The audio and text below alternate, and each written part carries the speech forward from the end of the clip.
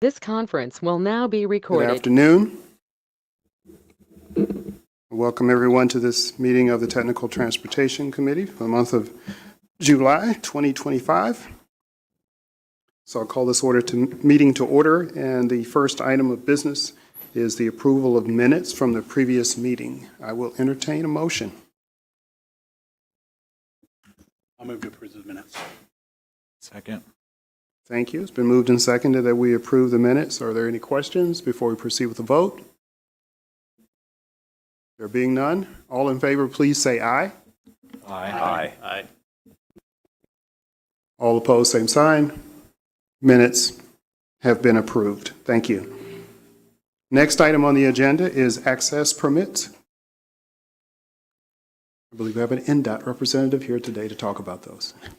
We can talk about those today.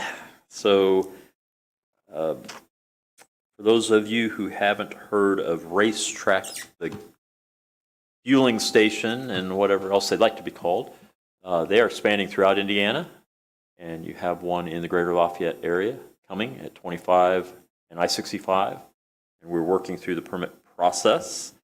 I think that is Stew's County area, and that's progressing well. They're putting a little pressure on around the state to try to move quickly and getting a lot of these stations up and running.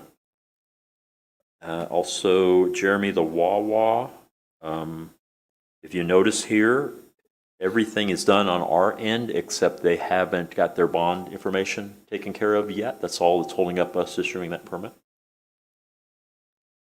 And then Jeremy, we may want to talk after this meeting. Twin City on State Road 38 near Creasy. They put in a drive some time back. In fact, the permit submission date says 2019. We have never complied that permit because there was a punch list and in correspondence with them, they just haven't resolved punch list items, and now there is a new sidewalk item that you may be aware of. So it's still on them, but we may need to work together to try to get that resolved because they've not been very responsive. I'll probably respond if you close it. Exactly. When we realized it still wasn't complied, that was a good thing, except it shouldn't have drug on this long. But yeah, they have some work to do, and we may have to work together to try to get that work done. Do you know what it is that they're needing to do? Well, the new thing is the sidewalk is settling and or failing, and it is our belief from a mutual employee of the past and current that remembers the location that I think from the punch list they didn't complete some of the work they should have, including potentially installing an inlet or connecting it correctly. So drainage is still an issue, and then the sidewalk, maybe compaction. There's a settlement issue, I believe. So there are multiple issues, and they only got worse because they never complied with the punch list items from the beginning that wouldn't have put us in this situation today. And that's something new that's just kind of come to light in just the last few weeks.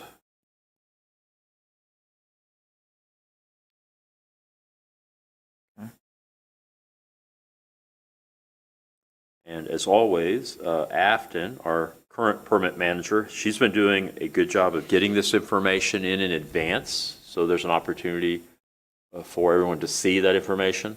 So if there's anything else at any time that any of us see that you want to bring up today, just be aware that we're doing a much better job of getting this available prior to the meeting. Mm-hmm.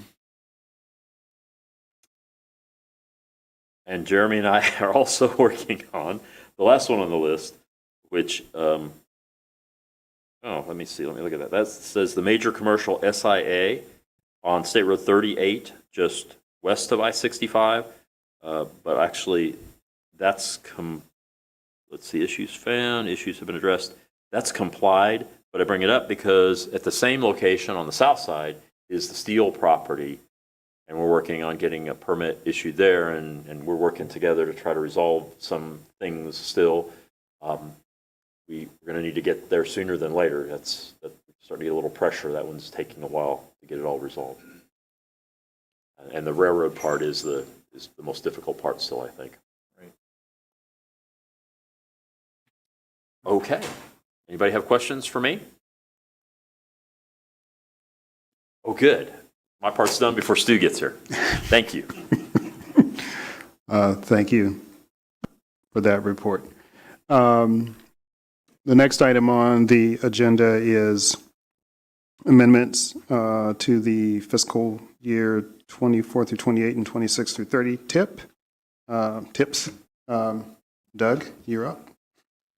Good afternoon, everyone. We have 2 TIP amendments for this board.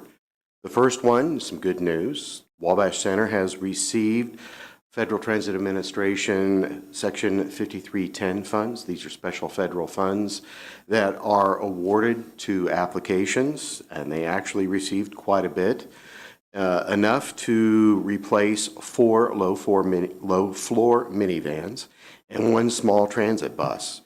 The total cost of this project is $450,000, and they were awarded $382,500. Of course, you will notice that it was 85%. Normally, these are funded at an 80-20%, but NDOT on the transit side sees the benefit of having these vans, so they actually are allowed to increase the percentage on the federal side, so that's why it's different and not your typical 80%. Pretty straightforward. We're going to put this in the 24 and 26 TIP because we still haven't received word when the 26 TIP will be approved. So are there any questions? Of course, we ask for your recommendation for approval to the policy board. Thank you. I move that we recommend approval of this amendment to the policy board. Thank you. Do I have a second? Second. Okay, it is moved and seconded that we approve this recommendation. If there are no further questions, I'll proceed with the vote. All in favor, please say aye. Aye. That's unanimous. You have your vote, your Thank you. approval. And the next item, another TIP item. Yes, this only applies to the 26 to 30 TIP. When I was putting it together, this must have been an oversight on my part that I left out the information, specifically the right-of-way phase for Bridge 80 and 83. So basically, I discovered this, so I'm asking for approval of this to actually program this phase. It is currently shown with this information in the 24 to 28 TIP. Any questions? Again, we're asking your recommendation for the policy, or for approval for the policy board. I move that we recommend. Thank you. Do we have a second? Designated seconder. Thank you. If there are no further questions, we'll proceed with the vote. All in favor, please say aye. Aye. All opposed, same sign. Motion passes. You have recommendation. Thank you very much. Okay, thank you. You are staying in the right spot. Now, APC progress report. Yes. You can just step through. I believe Aria is going to step in at one point, and you can just hand it to her when time comes. Okay, great. Yeah, this is exciting. Of course, some of you have already seen this, but some of you already have not.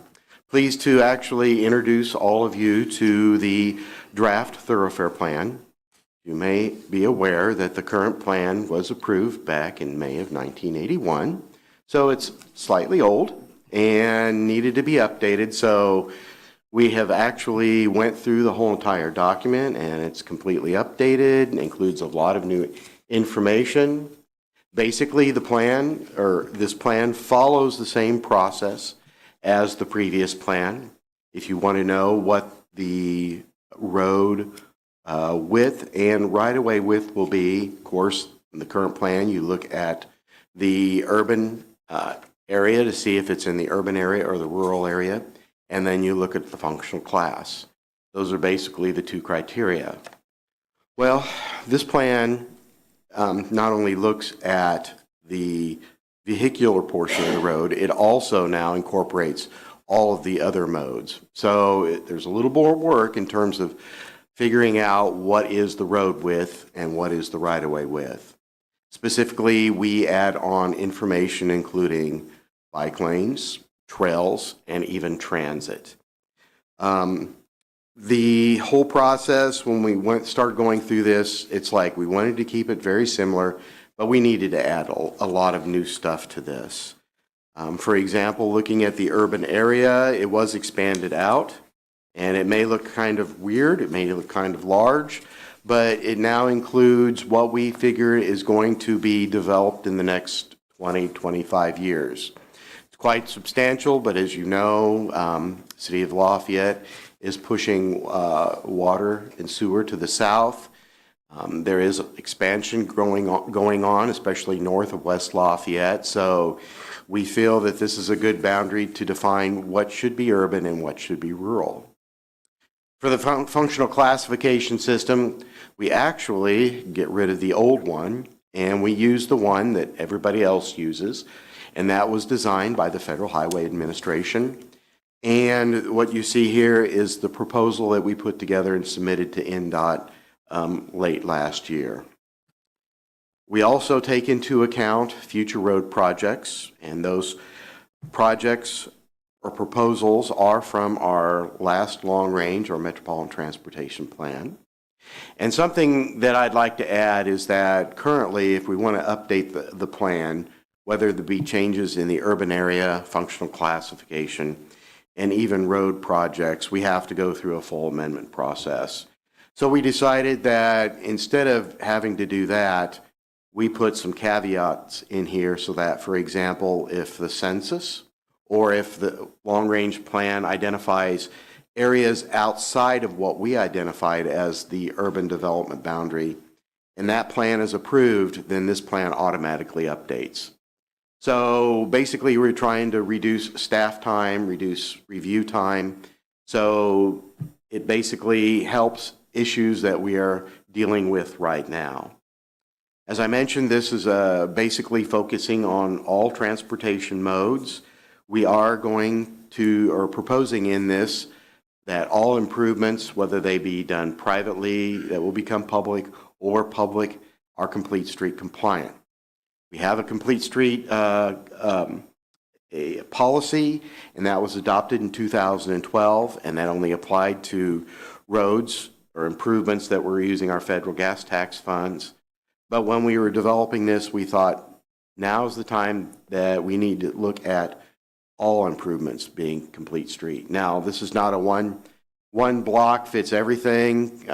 Complete street compliance can mean different things depending on where you're at. So the policy is fluid enough where it allows, various different parameters.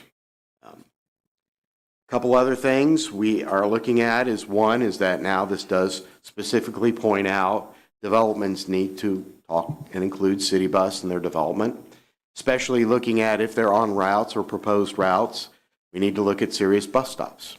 And then not only do we need to look at bus stops, but before a person is a transit rider, they're also a pedestrian. So there needs to be a safe means to go from their house or business or whatever to the bus stop. So we need a safe connection. We also have identified issues, specifically safety issues, regarding pedestrians walking. And this is identified through 2 road safety audits that we did in basically the McCutcheon area and the Harrison High School area, where specifically around McCutcheon, students were walking. Unfortunately, there have been some accidents involving them. So actually, thanks to Stu, have put in a improvement where you have sidewalks, trails, and the Hawk system. Likewise, with the Harrison area, there are no means for students to walk safely to school. So they have a project that's in the process, a very significant one, not only including sidewalks and trails, but also improvements in drainage in the intersection. That's over $20 million. And when we start looking at this, it's like, even though the Area Plan Commission has the ability to ask for sidewalks on the perimeter roads when subdivisions are being developed. We need to actually ask for those now, so they're needed. And especially if you think about it, and you've heard from the Tippecanoe School Corporation, that they're still in need of bus drivers and that they have actually switched to 4 different start times to try to handle the lack of bus drivers. They also have a policy for the schools that do have sidewalks. Those kids, just like in Lafayette and West Lafayette, have to walk to school. So we figured, with sidewalks being put in when the subdivision is being built, it's a win-win situation for everybody. So that's a big change. Of course, we wanted to remind everybody you need to follow ADA standards. It's the law. We also started introducing climate change. Basically, if there's trees, and basically in the tree lawn between the sidewalk and the road and the property is being developed, if that tree is damaged, whether it be partially or completely, it simply needs to be replaced. Common sense. Design standard wise, we've actually went to 3 tables instead of 2. 1 table is only for rural roads. The other 2, we split them out by parking, whether it's allowed or not. And the focus for that is that for the roads that do not have parking, you don't need a wide right-of-way width. So recognizing the 2, we split that up into 2 different tables. We took out the major design elements that you'd see in the current table. We do have those later on following these, but we put more relevant information that the general public could use. For example, minimum lane width. For example, we didn't all go with 12-foot lanes for every functional classification because we realized on the lower classifications, if we narrow the roadway with a pinch, that helps to slow traffic down. So again, looked at safety.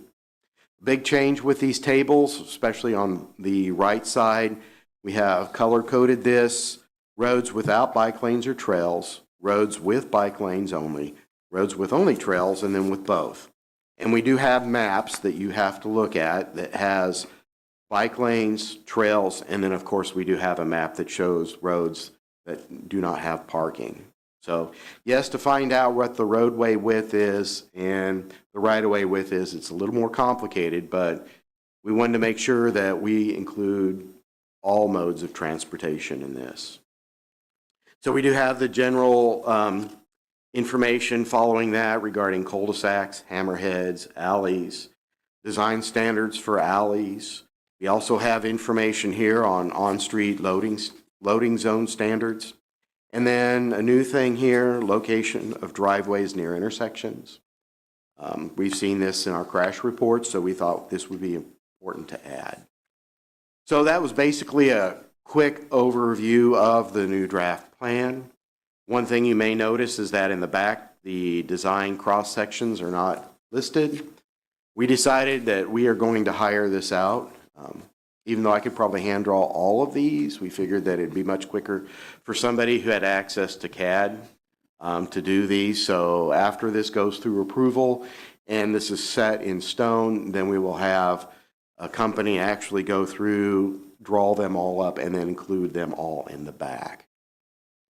So again, that's a very quick overview of this.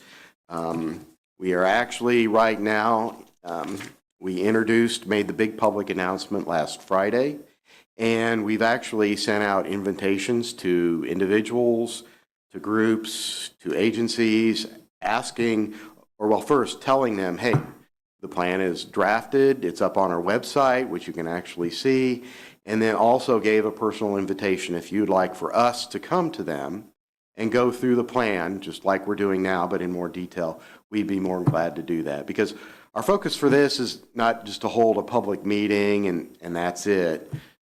We wanted to make this more personal and one-on-one, so that's why we are extending invitations out to anybody who would like for us to sit down and go through this plan. We'd be more than glad to do that. We feel this is a better way to, give this information and then ask questions, or then take comments and questions, and then if anything is needed or changed, we can then work on that, so.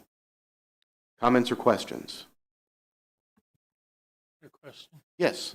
Just keeping in mind that the last plan went for more than 40 years, Yes.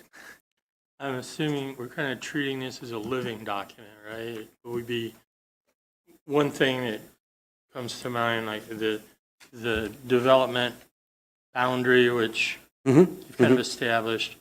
Now, that's independent of the census and the Group 2, Group 4 boundary, right? This is a planning boundary for the thoroughfare plan.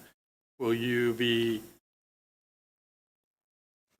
are there intervals to make this, is it a living document? Can you update this as you go? Yes, we can. Okay. We have two caveats already listed in here, so if the census does change and pushes outside of this boundary, then this document will be updated to match that area. So there's no process we would have to go through. It Would just- already incorporates okay. that. So it's this as a minimum Mhm. or the current census urban boundary? Whichever is greater. This Whichever is is larger greater. than the census. So you don't even have to worry about this. Correct. It would just automatically update that map. Likewise, when we develop a new long-range plan, if we see in the future that we need to push the boundary out even further, no matter what direction it is, when that long-range plan is adopted and it includes that additional area, this plan will automatically be updated. So we won't have to go through this whole process of presenting it to the Plan Commission and then presenting it to the various jurisdictions that impact that. It would be like this very easy amendment kind of thing. And we can always do that if need be.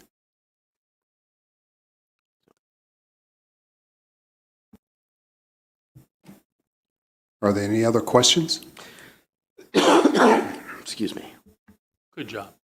Well, thank you. Or comments?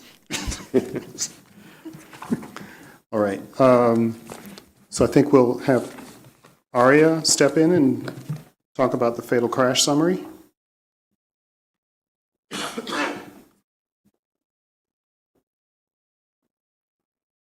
Hello, everybody. So this report is something we do every so often, and it covers just the crashes, fatal crashes in Tippecanoe County instead of all crashes.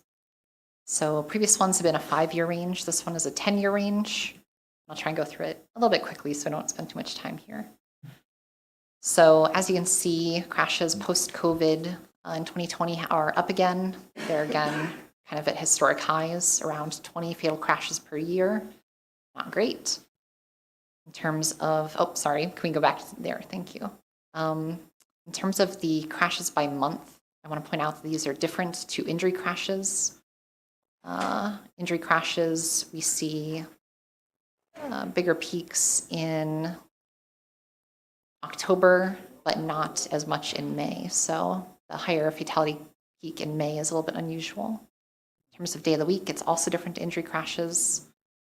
Injury crashes, we see a peak on Thursday and Friday, whereas here with fatality crashes, there's a peak on Saturday as well. So, and here you can see, I think most interesting to me at least, charts in this report, which is the time of day. So on the bottom, you see the chart for statewide, and you can see both the AM and PM traffic peaks there at 7 and 4 or 5 PM are where there are the most fatality crashes. For us locally, we actually have 3 different peaks, kind of at 2 a.m., 2 p.m., and about 10 p.m. there. So our fatality crash peaks perhaps line up with shift work. I haven't, gone back and checked if those are the same hours we have 3 shift changes. But that's definitely different to statewide data and is very interesting to me. Manner of collision, it's about what you expect. Ran off road and right angle crashes are dangerous crash modes, and they result in lots of fatalities. Primary factor, again, what you'd expect. Ran off road right and failed to yield a right of way, also dangerous primary factors. Weather conditions, these are, I think, about what you'd expect.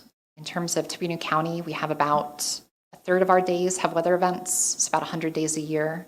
You can see in the chart, it's about the same. About 1/3 of fatality crashes happen during weather conditions. In terms of light conditions in the county, we have light about 50% of the year here. And the pie chart kind of matches that, crashes about 50% during lighted times. However, if you consider traffic volumes are much more skewed towards daylight hours. So we have more fatal crashes during darkness or unlighted hours than we would expect in terms of traffic volumes. Surface condition, again, a little bit similar to weather event days. The 30% or so doesn't quite line up for surface conditions. I haven't yet figured out why, but it's a small data size, so it's hard to really draw too many conclusions about this, I think. By township, they roughly match population numbers. Fairfield, high population, high crash numbers. Roadway junction type, roadway class, I don't think I have anything to say about these. And locality, again, nothing really to say here. Is that it? All right, easy. That was quick, huh?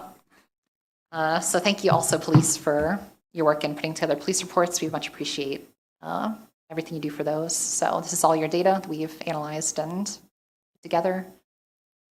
Any questions, comments?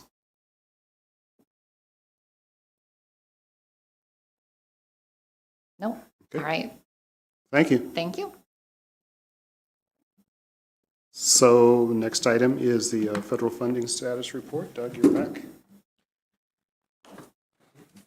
Yeah, well, even though it's the beginning of the state fiscal year, or fiscal year 26, we're bringing this report to you to actually show the allocation of federal funds by type and by project. Of course, nothing has been obligated yet, but just to let all of you know that we have actually started looking at this, and we will again keep track of this monthly. Probably nothing's going to happen in the next few months, but just to let you know that we've already started tracking it. But this just shows you the breakdown of the federal funds by project. Going on to the next item, the 18-month letting list. Project 1 was on a July 9th letting. The information I had was that the bids, there were 4 of them, all were above the engineer's estimate. The low bid was over $500,000. So I'm not sure when that will be. I didn't look to see if it was awarded or not, but that was the information I found here last week. The next projects that are coming up here are projects 2 through 5. They're all on I-65, all related bridge thin deck overlays. Exciting news, project number 7, the State Road 225 Truss Reconstruction Repair Project, now targeted for a January 2026 bid letting. Right below that, we have our first federal aid project, 9th Street. And then down underneath that, project 12, that is the first emergency vehicle preemption project. And that will actually occur not in January, but in April. So all the rest of them you see below that, all that have shown are S's, so they are still on track for those timelines. Questions or comments?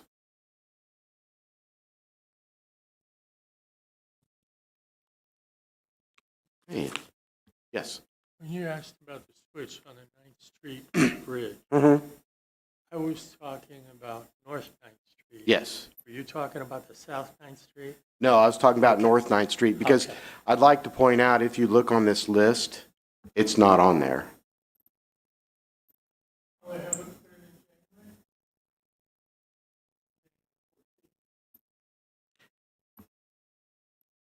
It's been moved on the quarterly, right?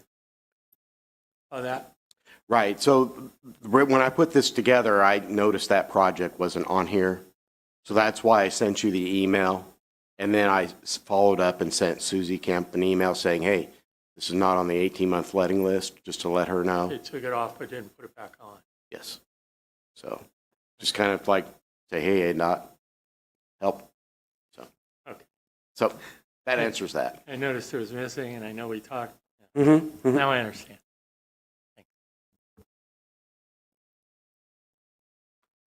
Any other questions? Okay, thank you. Thank you, Doug. So we've reached the point in our, on our agenda where we entertain other business that anyone would have for the committee. Okay. There appear to be none. Citizen comments. We're open for those. Okay. Nothing coming on that front. So the next item is adjournment, and I'll entertain a motion for that.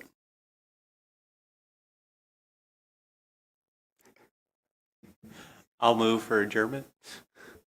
Second. Thank you. All in favor, please say aye. Aye. That sounds unanimous. I declare this meeting adjourned. We'll see you again in August.